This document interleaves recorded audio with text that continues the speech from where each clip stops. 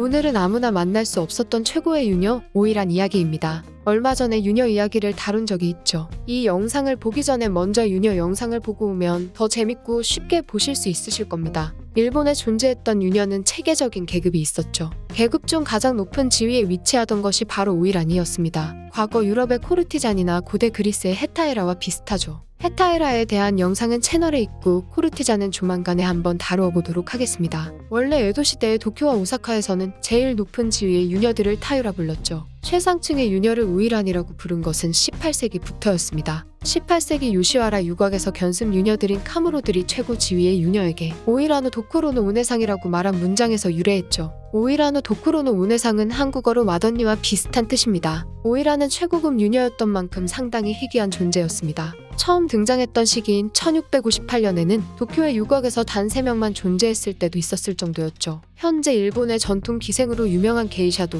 오이란과 상당히 밀접한 관련이 있습니다. 하지만 둘은 많이 다른 존재이죠. 게이샤에 대해서는 이전 영상에서 자세히 다루어 놓았으니 간단하게만 알아보겠습니다. 흔히 오이란의 사진을 보면 게이샤나 견습 게이샤인 마이코와 헷갈려하는 사람들이 많습니다. 아무래도 한국은 기생이라는 한 가지로 통일되어 있기도 하고 매체에서 둘을 동일시해서 다루는 일도 많기 때문이겠죠. 실제로 겉보기에도 비슷해 보입니다. 가장 큰 차이점은 유곽에서 성을 사고 파는가 팔지 않는가이죠. 게이샤는 공연과 말상대를 해줄 뿐이지 관계를 하지는 않습니다. 물론 게이샤들도 등장했던 초기나 혼란스러웠던 에도 시기 말기에 성을 사고 팔았던 사례가 없진 않지만 대부분의 기간 동안 게이샤가 성을 사고 파는 것은 엄격히 금지되었죠. 실제로 법적으로 금지되어 있기도 합니다. 반면 오이란은 법적으로 관계를 가지는 게 허용되어 있었죠. 관계를 가지는 것이 금기시되고 신분제에서도 최하위층에 있었던 한국의 기생과는 달리 일본의 유녀는 어느 정도 직업적인 권위도 있었습니다. 특히 최고의 유녀였던 오이란 같은 경우는 엄격한 예법을 갖춘 귀족들만을 상대했죠. 실제로 오이란은 상류층 여성 못지않게 교양과 기문은 물론이고 상식도 풍부했습니다.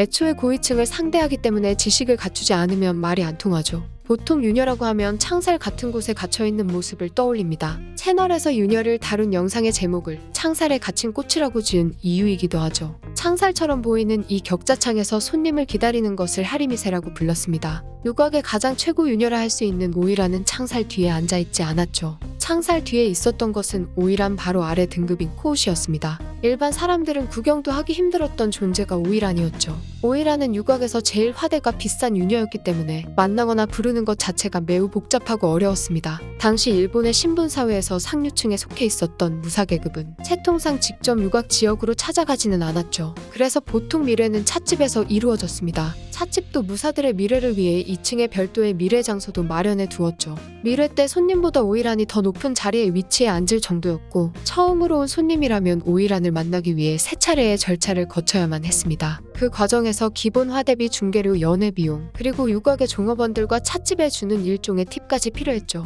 일반 서민은 신분은 고사하고 돈 때문이라도 접근할 수 없었습니다. 3차례의 과정이라는 것도 간단하지 않았습니다. 간단하지는 않지만 간단히 소개해보자면 일단 유곽 찻집인 히키테차야에서 손님의 신분과 재력, 성향을 파악한 뒤 이에 맞는 오이란을 소개해주죠. 이때 손님들은 더 높은 위치의 오이란을 만나기 위해서는 자신의 재력을 과시했어야 했습니다. 재력도 뽐내고 이것저것 절차를 거치면 알맞은 오이란이 선정되죠. 손님은 2층에 있는 연회장 또는 객실로 가게 됩니다. 재밌는 점은 여기서 오이란은 상석에 앉고 손님은 하석에 앉는다는 것이죠. 유곽 밖에서는 손님의 신분이 더 높지만 유곽 안에서는 예외적으로 손님보다 더 높은 지위에 있다는 것을 보여주는 것입니다. 지명받은 오이란은 연회장까지 경호원과 수많은 견습 유녀 카무로를 데리고 가죠. 이때 행렬은 오이란 도추라 불립니다. 많은 사람이 행렬을 구경하러 나오죠. 행렬은 행사와 같이 요시와라 같은 유곽의 주요 볼거리였습니다. 어른 아이 할 것 없이 오이란의 행렬을 구경하러 거리로 나왔죠. 오늘날로 따지면 일종의 아이돌급 인기와 대접을 받았던 것입니다. 손님과 오이란이 처음 대면하게 되면 어떠한 말도 하지 않고 오직 술 한 잔만 나눌 수 있었죠. 손님은 오이란에게 자신의 재력을 보여주기 위해 많은 악사와 게이샤들을 초청해 공연을 펼치기도 했습니다. 일반적으로 관계를 하는 손님이 비용을 지급하니 선택권이 주어진다고 생각할 수 있지만 오이란은 달랐습니다. 첫 번째 만남에서 오이란이 손님을 품평하고 손님이 마음에 들지 않으면 그대로 돌아가는 경우도 많았죠. 첫 번째 만남에서 오이란에게 까이지 않았다면 두 번째 만남으로 넘어갑니다. 두 번째 대면에서는 이 상황을 반복하지만 동침은 할 수 없죠. 세 번째 대면에서야 비로소 낯선 손님이 아닌 익숙한 사람인 나지미가 됩니다. 이때 손님은 자신의 이름이 새겨진 요리 접시와 젓가락으로 요리를 대접받고 오이란과 대화를 나눌 수 있죠. 물론 여기에 요리 식대와 접대 비용 그리고 중개를 도와준 모든 사람에게 주는 일종의 팁은 모두 손님 부담이었습니다. 세 번째 대면이 무사히 끝나면 손님은 단골금이라는 축의금을 가게에 지불하고 오이란과 동침할 수 있게 되죠. 이때 손님은 오이란으로부터 인정받았다는 일종의 징표인 하시부쿠로라는 젓가락 주머니를 받게 됩니다. 여기까지 오게 되면 오이란은 손님을 마치 남편처럼 대해주며 육체적인 관계도 허락하죠. 하지만 규칙도 있었는데 손님은 해당 오이란을 놔두고 다른 유녀와 관계를 맺거나 다른 오이란을 구하는 것은 금기시 되었습니다. 만약 들키게 된다면 바람을 피우는 것으로 받아들여져서 유곽에 붙잡혀 위자료를 내고 사과까지 해야 했죠. 거기다 다른 유녀들 사이에서도 조롱을 받고 인지도도 나빠져 아무리 많은 돈을 들여도 다시 오이란을 구하는 것은 힘들었습니다. 이처럼 매우 복잡하고 여러 단계와 절차를 거쳐야지만 비로소 오이란을 만날 수 있었습니다. 평균적으로 여기에 들어가는 돈만 해도 현대가치로 환산하면 200만 엔 정도 되죠. 하나로 대략적으로 1900만 원이 조금 넘는 고가의 비용입니다. 관계를 맺는 것이 아니라 절차를 거치는 비용만 이 정도였다는 것을 생각하면 엄청나다는 생각이 드네요. 거기에다 이런 비용을 들이고도 오이란이 중간에 손님이 마음에 들지 않는다면 얼마든지 거부하고 나갈 수 있었습니다. 장소가 유곽아니라면 주도권은 오이란에게 있었죠. 이러한 절차들은 에도시기 말이 되면서 유곽이 쇠퇴하며 간소화되다가 메이지 시대 이후부터는 기존의 귀족계급이었던 무사층이 평민계층이 되면서 사실상 사라지게 됩니다. 일본의 한 시대를 풍미했던 유곽 그리고 유곽 안에서라면 사실상 왕과 같았던 오이란은 당연하지만 아무나 되는 것은 아니었죠. 대다수의 유녀는 견습 유녀인 카무로부터 시작했습니다. 수많은 카무로 사이에서도 육체적으로 매력적이고 지성과 무용 및 각종 기악 능력도 돋보여야 오이란으로 선정될 수 있었죠.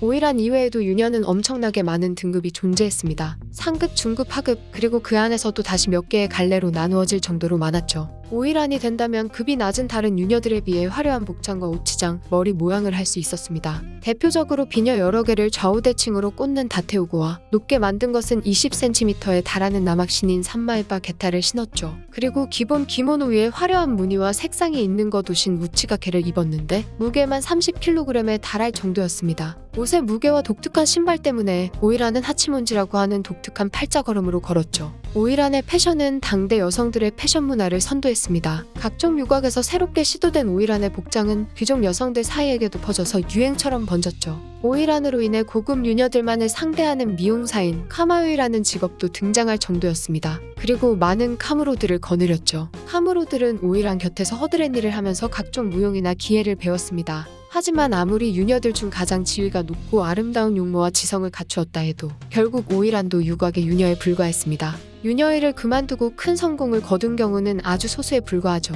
일반적으로 27세 전후에 은퇴하게 되는데 그 전에 성병에 걸리거나 몸에 상처나 병이 생겨 가치가 떨어지면 아무리 오이란이라도 유곽일을 못하게 되었습니다. 사회로 나오면 유곽에서 일한 여자라는 낙인으로 인해 변변한 수입을 얻지 못하는 경우가 많았죠. 결국 다시 길거리에서 성을 사고 팔거나 이마저도 여의치 않아서 강가에 배를 띄워놓고 장사를 하는 유녀들의 최하 등급인 유타카로 전락하는 예도 많았습니다. 결국 가장 좋은 것은 유녀에서 은퇴하기 전에 누군가가 자신을 돈으로 매수해 아내나 첩으로 삼는 미우케를 받는 것이었죠. 하지만 다른 유녀들과 달리 오이란은 미우케를 받기 어려웠습니다. 오이란이 상품 가치가 있을 때 유곽 주인들이 오이란의 몸값을 매우 높게 책정해서 귀족들도 쉽게 손대지 못했기 때문이죠. 물론 진짜 오이란에게 사랑에 빠져 그 높은 비용을 지불하고 빼오는 경우도 극소수 존재하기는 했지만요. 오이란은 높은 지위에 있고 자유로운 결정권도 존재했지만 결국 유녀였기 때문에 창살 속에 갇힌 꽃에 불과했습니다. 이번 편은 오이란에 대해서만 좀 자세히 다루어 봤는데 유녀 자체에 대한 이야기는 이전 편인 유녀 편을 참고해 주시면 되겠습니다. 오이란이면 돈을 엄청 벌 것 같은데 왜 은퇴하고 바닥으로 떨어지게 되는 것일까 같은 이야기는 유곽에서 유녀를 관리하는 시스템과 관련된 문제이기 때문에 유녀 편에 모두 넣어놨죠. 아무나 만날 수 없었던 최고의 유녀 오이란에 대한 이야기 이번 편은 여기까지입니다.